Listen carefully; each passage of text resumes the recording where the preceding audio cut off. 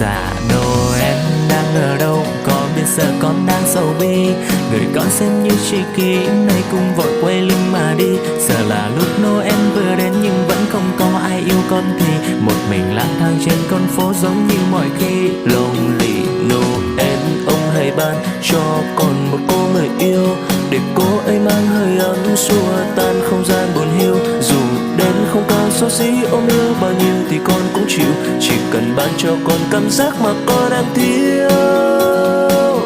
Đó chính là một vòng tay ấm áp, một nụ cười cho anh ngỡ ngàng, làm bờ môi trao vội vàng nhẹ nhàng, là tình yêu con khao khát cũng bởi một đời con trai nhút nhát, không mở lòng để yêu ai khác.